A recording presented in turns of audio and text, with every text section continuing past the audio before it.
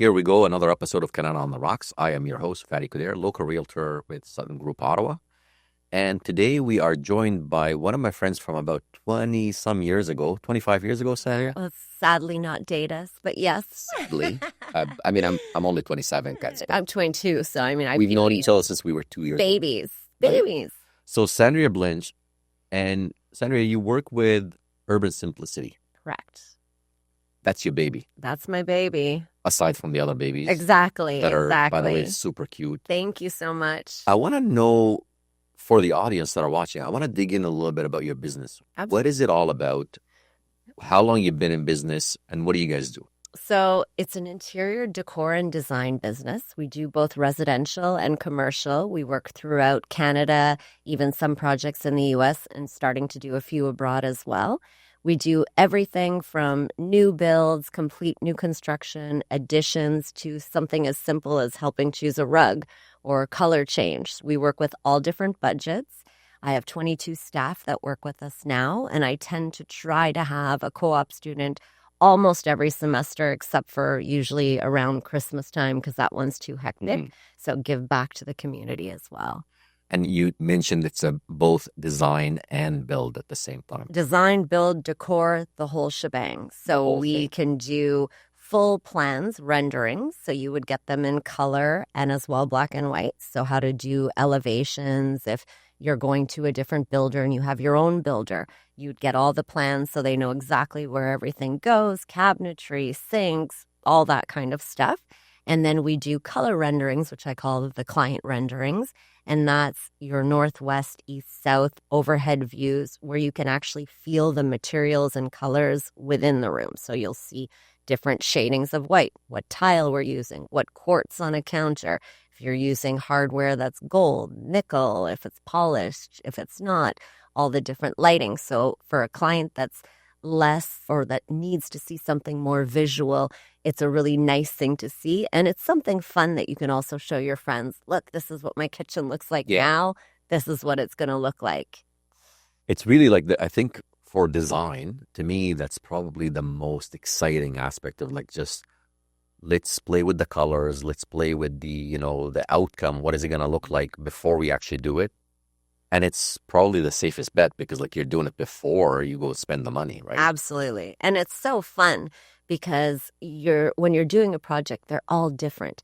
So each client, sometimes even a husband and a wife, well, many times, have completely different views. Yeah. Say the husband wants dark and moody and the wife wants bright and white. You have to find ways to blend the two. Or, I could have a client that likes a Canadiana style cottage, red and white and country. That's not really my look, but I love doing projects that push boundaries and that it's really creating your dream space on your budget in your time frame. That's what I love. If we have to look back at the last, first off, how many years have you been in business? So I've been around in this business for almost 20 years, but I took a break in between and opened other businesses. I had a spa, nightclubs, things like that, had babies and whatnot. And then I've been back in the business hardcore for the last 10 years. So for the last 10 years, that's the bulk of where you spent most of your time in this business. What would you say your most favorite project? Oh, my goodness. And you don't have to name a specific. You just tell me what it's all really, about. it was one client. It's the people that I work with too. So if I have a really great family or client that I really enjoy working for and waking up, those are really fun. So this was me taking over a project. They had hired a horrible builder. They had no idea of materials. She had studied a little bit of residential decor at one point, but it was too overwhelming. Inside, outside, 3 stories. She's got children, a husband, all that. It was too much. And I came in, saved the day, truly felt really appreciated. And we transformed this pink palace on the outside to beautiful black and white and wood and really modern on the inside. It had herringbone floors, new staircase. We touched every single room. The bathroom was just magical, as if you were going to a hotel in Dubai. And the kids' rooms were gorgeous. The closets were amazing. Hidden rooms, hidden areas to hide money, things like that. So it was really won the clients that I really enjoyed, saving them, helping them from a really bad situation. And then our aesthetic was very similar. So it was almost like designing my own house in their house, which is fun to do also, as much as it's fun other things. And speaking of aesthetics, I've always found like every time you and I we run into each other, whatever, you're always got like the most stunning aesthetics I've ever seen. And it's always a statement. Thank you. How do you do that? I've always had a different look, and I don't like being the same. So I'll keep clothing from, when I was 14. So my wardrobe has a very big range of things, and I'll pull it back out, like a denim pantsuit, and people are going, "What the heck?" And then the next month you'll see it in the fashion magazines. So I love pushing things like that. Same with my house. I get very bored. That's why this is the best field for me, because I'm always able to change and do new projects, and it's start, finish, and I get to see the reward of happy clients, started and finished projects. When, say, Eurotile has new materials that come out, and they'll come to me and they'll say, "Ooh, this is a gorgeous tile, but I don't know where I'll put it." That's the tile that I'm going to put in a project and find a way to make it fit in the house or in the commercial space. I love that. I love how you've taken that sort of like, your presence and you transferred it into the business from like an aesthetic perspective and all of that. Tell me a little bit more about what got you into this business in the first place. Sure. So I never wanted a 9-to-5 job where I'm sitting at a desk making someone else money and fulfilling their dreams alone. I wanted to be able to have my own schedule, be able to raise my children, be there for them at any time that they need me, priority one. Also meet new people, go to many places, always evolve. And with this business, it's a business that you're not just earning one salary because you're doing XYZ. Maybe some people are. Yeah. But for me, it's you get your hands in products. You get your hands in different stores that you'll affiliate yourself with. You'll travel, and just the traveling alone, which I love to do, will give you different looks of things that you want to bring back and use. So it's a career that I never see myself retiring from. It's something that I could see, if I make it to 100, I could see myself still in some capacity doing it, and even teaching others that are in the field. Bringing young students and showing them what you're not learning at school and what I can show you on a practical level of, look, there are many modes of doing this. You could be just into colors. You could be just into fabrics. You could be into furniture alone. There's so many different things. Just build, just doing computer renderings. There's so many different aspects, and that's what I love about it. I'm glad that you brought up the whole travel, and I think we're talking off camera. Your next year is going to be insane with travel. Yes. Tell me, what does travel mean to Sandria, and how is it affecting your business? Everything. Well, I think it really helps my success because I'm constantly seeing different ways of doing things, different ways that people are fabricating. I'm meeting people that are doing unique. The last time I went to Morocco, instead of just seeing regular quartz counters, I met a manufacturing company that had fossils within the counters, within their furniture, and they can create these incredible pieces where they're just either a sculpture that stands on the ground, or it's a new entire kitchen with fossils built into the quartz and colors that you would never see. So it's being able to import and export things that no one else has, or it's always on the up and up and something different. So for me, it's meeting cultures, different languages, different ways of living, how people sit at a table, what rooms are quiet rooms, prayer rooms, rooms to have big guests, offices. I love that. It's just, I feel like traveling brings a whole other perspective to everything that we do. It also shows us, how other people are living. Can we adopt some of it? Can we not adopt it? Can we change things to, not necessarily be like them, but like just to at least have that sort of take the nuances, best of the best. The best of the best, like you said. One thing that I liked about what you just mentioned earlier about the whole, I don't want to do the 9-to-5 working for somebody. Is it true? Would you agree with the statement of like, trading your time for money will never get you what you want? Absolutely. But the second you start trading your services and your expertise, This is where the riches come. Absolutely. And, you know, I'm glad of the salary that I make and the life that it's provided for me. But what I'm truly happy about is I wake up excited and happy every day to do this. So Could you not? I mean, that's every what's project great. is completely different. You know, you're not doing the same thing twice. Like Yep. there is no such thing as Yep.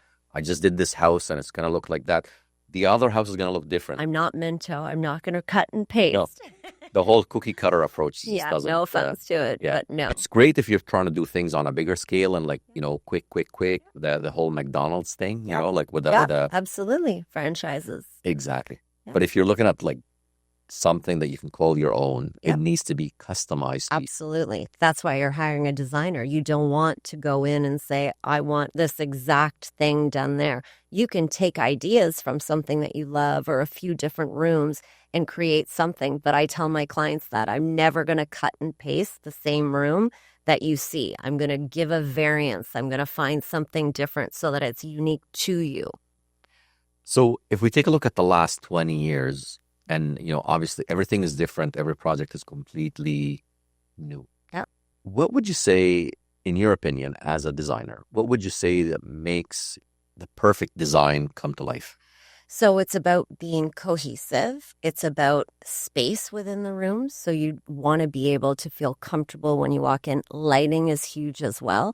So lighting can completely change a room. I tell all my clients, all of your lights, have them on dimmers. So then if you want to have that moodiness, you can bring it down. You want it bright lights, you turn it up. That alone can change the dynamics incredibly. Also, the function of a room. Is it just for one purpose, or is there more than one person living in the house? Is this something that has to be used for different things? So to make sure that you're really using the space to its entirety and not wasting space by putting junk in. So it's about keeping things clean, keeping things organized, making sure the light, the space, the colors. Colors is a psychology in itself. Yeah. You choose the wrong color and you can be depressed. You can be sad. 100%. You could be tired. You put the other one, you could be too energized, too out there. You don't want a bedroom where you're It's funny because I feel the same way about getting dressed sometimes. Like if certain colors, I feel like I'm in a certain headspace. Totally. You know, straight to the point, it's business and whatever. You change to something else and you're like, okay, I'm in a party mood right now. Yeah, absolutely. You go to court and there's a psychology in court of which colors you should wear in court if you're trying to, you know, look innocent or this way or blah, blah, blah. They have that. There's psychologies for interviews, different things where you should be wearing, you know, if you're going for a job interview, a certain color scheme, whatnot. So color is a huge thing. Daycares, that's a huge one is, you know, daycares a lot of the time, I just finished one. They use really bright colors and it's almost like that Disney animated wonderful, which is great. And it's fabulous for kids. But it's also nice to think of the more muted colors where you're doing serene blends of different pastels and nice softness so that you can have the activities be the energetic ones. And then you also have the space to be calmer. Yeah. So you've done both, and you do both quite often between residential and commercial. And there are obviously vast differences between the two. There's no such thing as, you know, having someone that can do commercial really well and someone that can do residential really well. Sometimes they might intertwine, but sometimes they don't. In your opinion, what makes you great at both? The variety again. So I really like the fact that, you know, you have very big rules to follow when you're doing a lot of commercial spaces, especially if it's in a mall or something like that. I'm doing one Shoreham Palace at the Retail Center. They have extraordinarily strict rules, how your signage, size, colors, how the TV placement should be. So it's fun to be able to navigate that and follow it and see that. I wouldn't want to do that every day, all the time. I like the freedom. And then they tend to have higher budgets, whereas residential, you can be working with someone that just graduated and they're on a minimal budget, but they want to feel that their house looks great and they're proud. So you try to work on a very tight budget and make something amazing happen, or someone that's got a endless budget and sky's the limit. And so I think it's having the variety and making sure that you're always excited and always happy and not doing something because you have to do it or you're coming in and you're miserable. If I have a project like that, I'd rather not be part of the project. Then I kind of do an interview intake with everyone prior, a good hour where I'm with them. I see, is it realistic what they're looking for? Can I satisfy them? If, say, they want their house renovated from top to bottom for $10,000, I'm going to fail that. So I'm going to tell them this is an unrealistic goal. Maybe come back to me in 6 months, save this amount of money, or we do multiple steps. We pick separate rooms. So I try to be very honest with my clients and see if we're a good fit. And if we're not, I'm very honest with them in the sense of saying, I don't think you're going to be happy with this. So it's better that we take a step back. You see how much things really cost, what we can do, that you end up happy. So it's about being honest, not just taking a job because you want some extra money and this, that. And that's the thing too. Like there's something to be said about chasing a client or say chasing a paycheck versus chasing, long term, yes. And not just long term, but also like being able to chase that sort of that satisfaction that the client gets. In your, past 20 years or so, what has been like the most sort of, like if we want to dig into it a little bit from a designer perspective, what do you think makes you the perfect designer? I think listening, having communication skills back and forth, really seeing what the client is saying, but what they're also not saying. Having meetings with, if it's a family, everyone involved. If there's a mother-in-law, hear what they're saying. If there's a husband, wife, if there's kids involved, really listen to what's being said, what's not being said. Observe. If someone says they're very clean, but you walk in and the house is a disaster all the time, maybe they need extra storage, and that would be a priority for one room versus something else. If the person is saying, oh, I'm easygoing, and you see everything lined up A to Z, every color is this, okay, they might want things more symmetrically lined up, and they might have an issue with placement more than, say, another client. So it's really taking years of experience, reading people, seeing what people say, what they don't say, and taking time to analyze that before committing to any drawings. And so there's something to be said about like the verbal cues are one thing, but the non-verbal cues in a communication is a whole other thing. And sometimes we might be saying something, but we're actually meaning something else, exactly. Right? Like it's just, how many men and women do that all the time? I'm fine. You're not fine. I don't care where we eat. You care where we eat. It doesn't fit good. Yeah. I'm going to get in trouble. Exactly. Like, you know what I mean? Exactly. Okay, so let's dig into it a little bit more on the commercial side. Yep. What's the ideal client for you on the commercial side? Ideal client is, there'd be two. One, they know what they want, color scheme. It's very simple, organized. They've got a budget, high budget, fast, organized, done. The deal's already been signed, whatever. And the other one is they have no idea what they want. They want sky's the limit. They want me to come in with something incredible that blows their mind, that looks completely different. They're not scared to use new materials or bold materials, combinations of things, not just, a standard, oh, this is what I've seen here, let's reproduce this.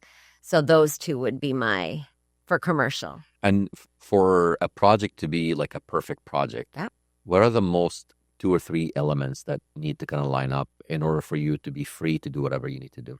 Budget. And then also, that would be the big one. And then also I always have a binder for large projects. So it's very organized that whatever I have as my goals and, when things are coming in, where they go in the house, how much things cost, all that you can easily follow it. And then if there's any amendment, everyone knows how to do those. So if the plumber comes in and says, oh, you know what, the sink can't go here, I had to change this. That's put in the binder. We know about it. Client knows about it. Everything is organized, paid on time, done. I like before my projects start, all the materials are on site, if possible, prior to the project beginning. So when the contractor comes in, he knows, okay, it's all in the garage.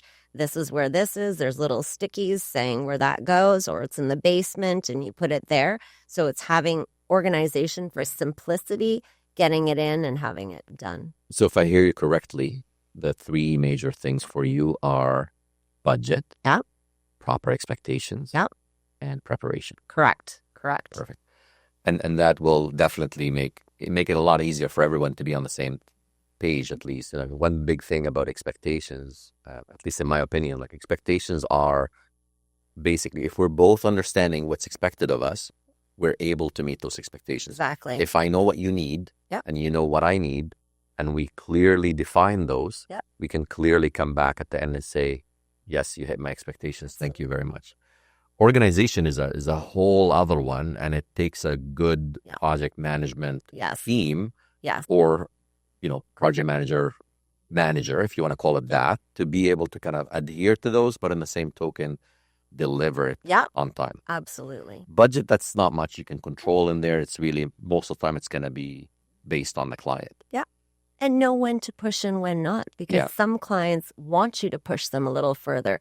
They have an idea of, okay, I'd like to spend $100,000, but really there is another 50. And if the most amazing thing occurs, they're willing to spend on that. Yeah. And then it's, again, the clear expectations at the beginning. Sometimes people tend to say things, but they actually mean something else, or they'll give you half the truth, knowing that, they could. They have $100K, but they don't really. They wanted to. We see that 50, quite often. I see that quite often, and especially in my line of business, where we want to spend this much on a house, or with this much on a lease, or this much on a commercial space, and then all of a sudden they're like, yeah, but we saw this other space, and now we really love it, and it's actually going to be like $50K over budget, but we're okay with it. Yeah. Have you ever encountered a time where, like, not necessarily just the budget being increased, but like that you were able to find budget for them? Big time. Tell me about it. Many times where I'll tell the client, you have money in your house that you don't know you have. We briefly spoke about it at the beginning of when we met today. But some clients, I tell them, listen, you can renovate your kitchen, call the bank back, have them come back, see how much the value of your house has increased, and you'll have equity in your house to do other projects within the house. You can do that again. Say you're adding a little apartment to the basement, or you're doing an addition, things like that. That can really have your house working for you. Yeah. So many times I've had budgets that have increased, and I've also had times where people have had unforeseen circumstances, losses of jobs, finding out you have a disease or something, really a death or something, and you have to take time off, and you're mid-project, and all of a sudden they realize, shoot, I don't have the money to finish this. So then you either have to pull back, see where you can save on materials, or you could cut a room out. And my goal is always not to just have a client. I want that client to refer me to all their friends and family. I want them to call me back 10 years from now, 5 years from now. Anytime they need anything, I want them to call back. I don't pay for advertisement. I literally have my advertisements from my clients. Yeah. So for folks that are watching, if you like what you see, please don't forget to hit the like button. Sandria, thank you so much again for being with us. Thank you. I love it. And I love what you do. So we're going to have to chit-chat more about your projects, as I see you all over everywhere. Absolutely. So, and again, guys, don't forget to hit the subscribe button so you can get more and more episodes like this and learn about businesses that we have in the city. There's so many fantastic businesses. There's so much fantastic opportunities that this city has to offer, and really good people, whether they're from our past or from our future or from past and future, like we always know. Make sure you hit the subscribe and hit the bell icon so you can get the alerts every time a new episode comes out. Again, appreciate it and have a great day. Thank you.